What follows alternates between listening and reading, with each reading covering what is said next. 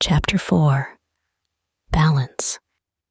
Taking care without worrying. Excess potential. Everything in nature strives towards balance.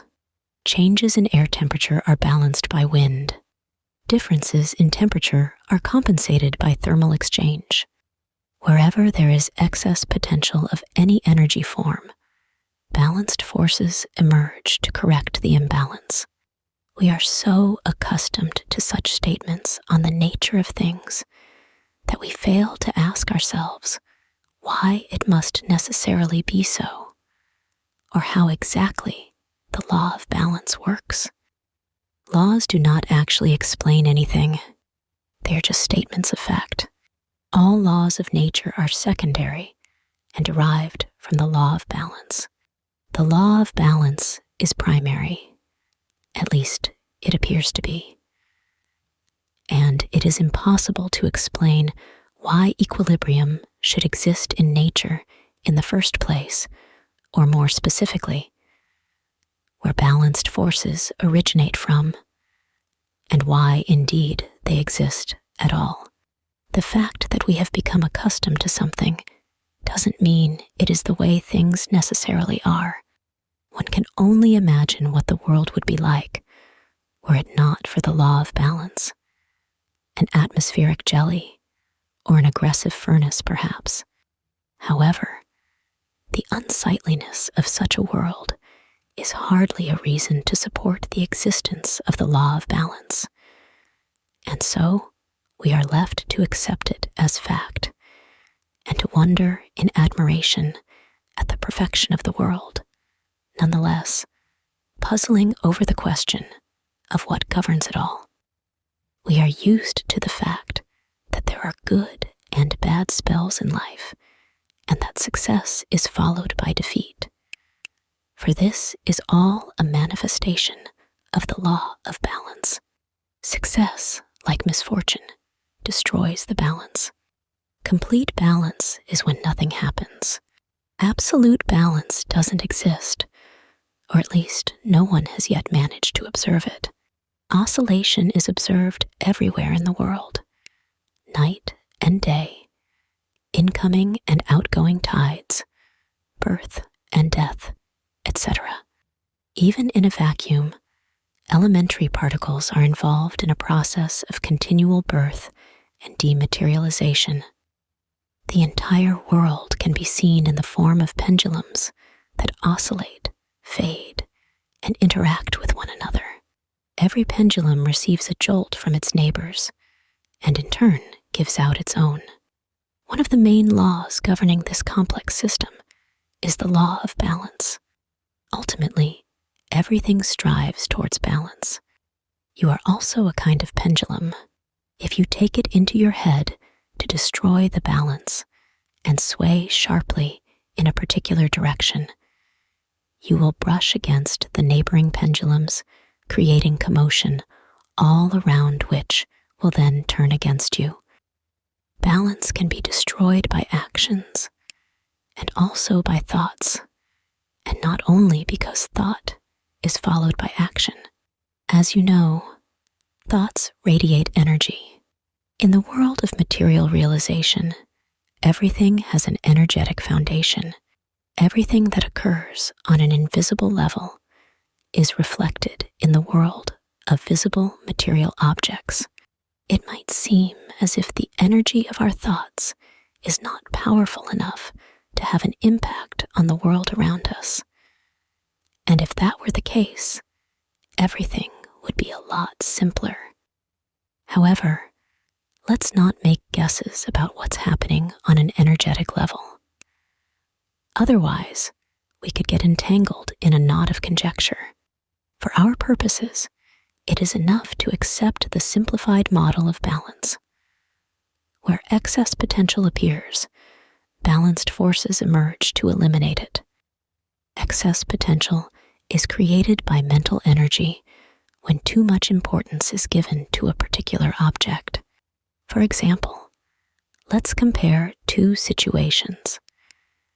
In one situation, you are standing on the floor in your house, and in the other, you are standing at the edge of a precipice. In the first case, the situation causes you no concern. In the second case, the situation is of grave significance. One careless movement, and the mistake is irreparable.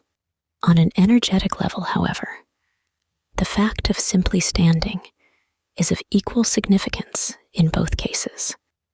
Standing above a precipice, your fear heightens intensity and creates inhomogeneity in the energy field. At this point, balanced forces emerge, aimed at neutralizing the excess potential. You can even feel their influence. On the one hand, an inexplicable force seems to pull you downwards, and on the other, another force draws you to step away from the edge. To eliminate the excess potential of your fear, the balanced forces are required either to drag you away from the edge or to cast you downwards and be done with it. It is the impact of the balanced forces that you are experiencing. On an energetic level, all material objects are of equal significance. It is we that attribute specific qualities to them, such as good, bad, cheerful, sad, attractive, repulsive, kind, wicked, simple, complex, etc. Everything in this world is subject to our assessment. The assessment itself does not create inhomogeneity in the energy field. Sitting in an armchair at home, you can make the assessment that sitting there is safe, but standing at the edge of a precipice is dangerous. At the moment of making the assessment, the situation you are considering does not worry you, and so balance is in no way disturbed. Excess potential only appears in cases where the level of importance attributed to the assessment is excessive.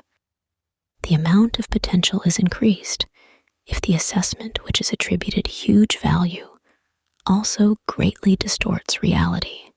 Generally speaking, if an object is very important to us, we are incapable of objectively assessing its quality. For example, an object of worship is always attributed excess worth, and an object of hate, excess detriment, an object of fear, terrifying qualities. Thought energy strives to artificially produce a certain quality there, where in fact it is not present. As a result, excess potential is created, which summons the wind of balanced forces. The bias of the assessment, which is a distortion of reality, is twofold. The object in question is excessively attributed either negative or positive qualities. However, of itself, an error of assessment plays no role in the matter. Note that the bias in assessment generates excess potential only if it is attributed great meaning. It is only the importance that the assessment has for you personally that enables your energy to be transmitted to it. Excess potential is invisible and intangible, and yet it plays a significant and even insidious role in people's lives. When balanced forces eliminate excess potential, they can generate myriad problems. Paradoxically, the end result is often the exact opposite of the original intention, and people do not understand why this happens. It is this phenomenon that sometimes makes us feel as if some inexplicable dark force had a grip on our lives, like Sod's Law. We touched on this when we were discussing why people get what they do not want rather than what they do want. Here's another example of how what we desire slips away from us. Some people believe that if you devote yourself fully to your work, you will achieve excellent results.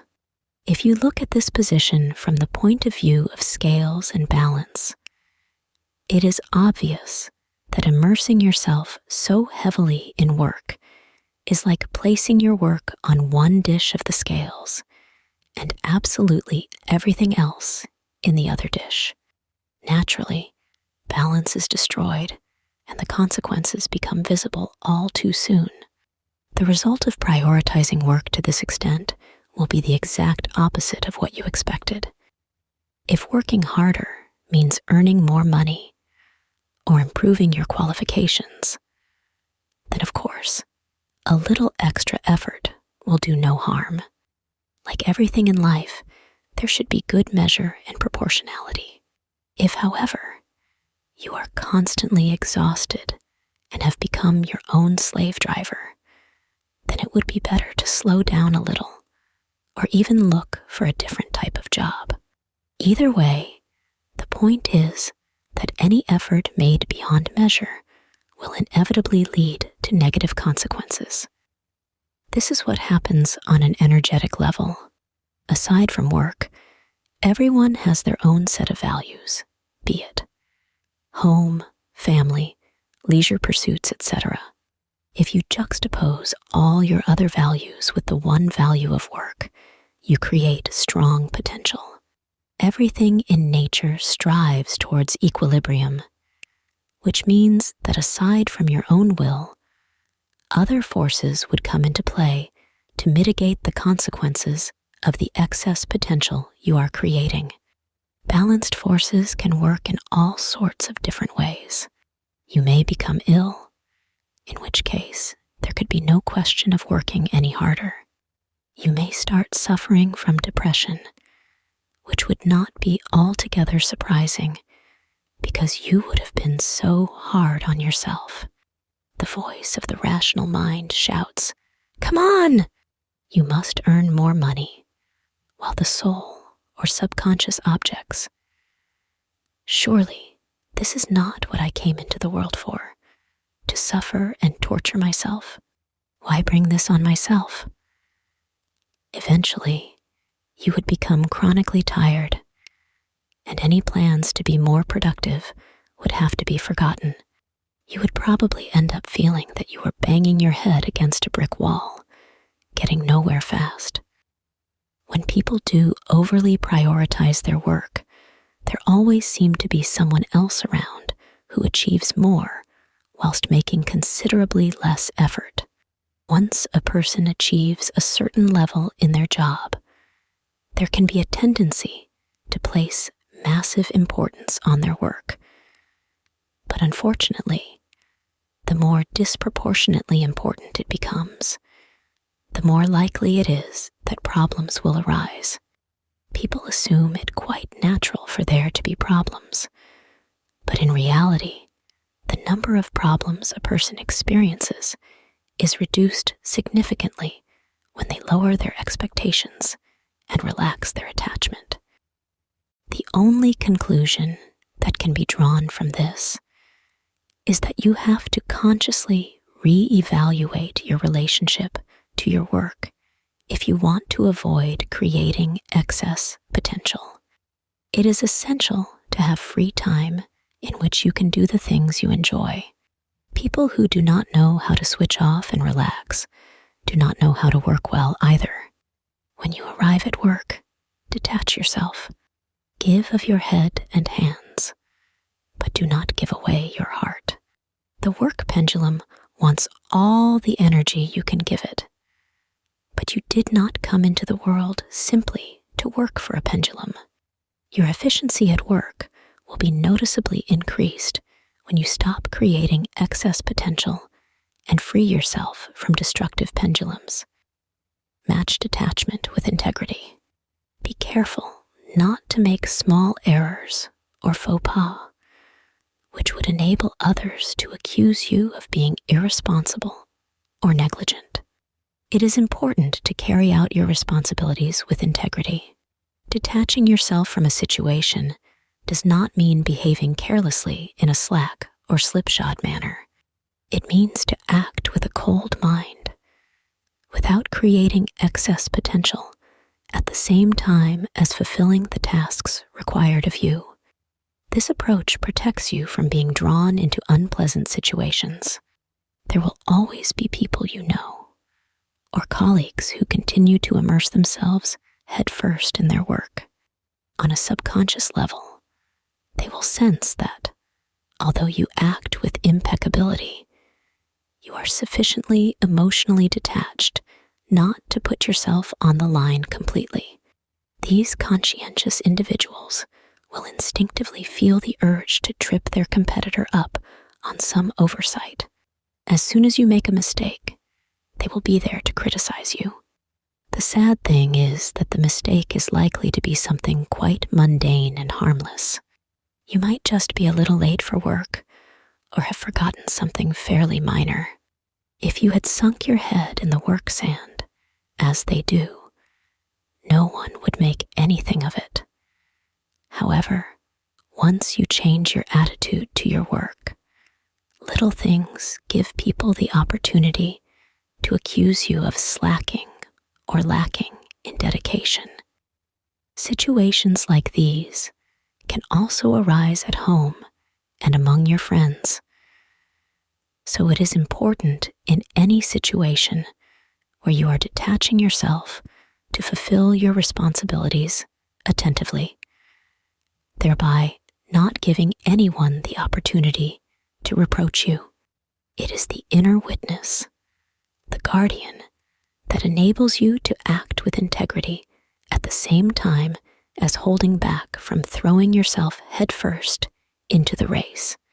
The notion of the inner guardian has nothing to do with a split personality. It is the part of yourself that stands in the background and observes what you are doing and how you are doing it. We will return to this theme in forthcoming chapters.